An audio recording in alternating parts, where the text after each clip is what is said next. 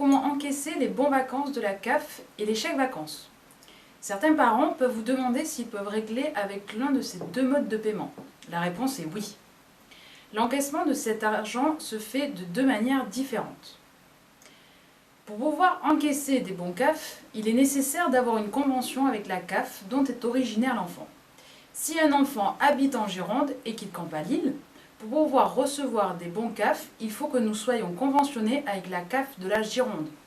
Donc, première chose à faire avant d'accepter des bons CAF, contactez votre trésorier ou trésorière régionale.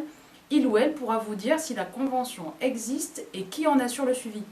Dans certaines régions, c'est la région qui suit toutes les conventions. Dans d'autres, ce suivi a été délégué à un groupe local.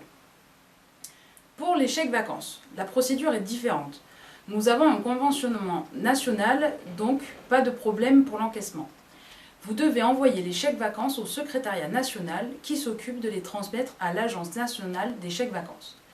Dès que nous recevons l'argent, nous revirons le montant sur le compte du groupe concerné. Pour faire l'envoi des chèques vacances au secrétariat national, il faut utiliser un document spécial accessible dans la bibliothèque numérique. Ce document est présenté dans la vidéo suivante.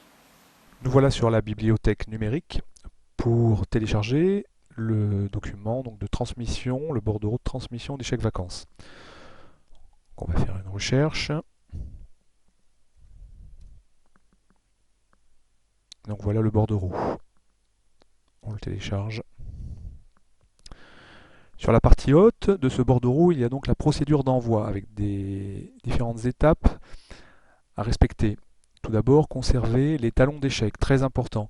Ces talons d'échec sont la seule preuve que vous avez eu en main ces chèques et donc que vous pouvez vous les faire rembourser. Ils sont particulièrement utiles si, lors des différents envois, les chèques se perdent. Donc il faut que vous les détachiez et que vous les gardiez précieusement. Sur ces talons, n'hésitez pas à inscrire le nom de l'enfant concerné. Cela vous permettra de faire des recoupements ensuite lorsque l'argent sera reversé. Sur les chèques, il faut préciser qu'il s'agit des EUDF. Je vous invite également à faire une copie du bordereau de transmission que vous allez remplir pour votre comptabilité. N'hésitez pas, lorsqu'il y a des gros envois, à le faire avec un accusé de réception à l'adresse du SN. Ensuite, le bordereau est assez facile à remplir avec le nom du groupe local, le nom du compte accrédité, la personne qui a envoyé ce bordereau et la date d'envoi. Ensuite vient le détail de cet envoi avec le nombre de chèques à 10 €, à 20 € en précisant les numéros de ces chèques. Enfin, sur la partie basse de ce document, la procédure d'enregistrement comptable qui se fait en deux fois. Tout d'abord, vous devez saisir le montant total des chèques vacances que vous avez envoyés dans une recette. Deuxième écriture, vous allez devoir également saisir une dépense, car l'ANCV, quand l'ANCV nous rembourse, il conserve 1% de commission.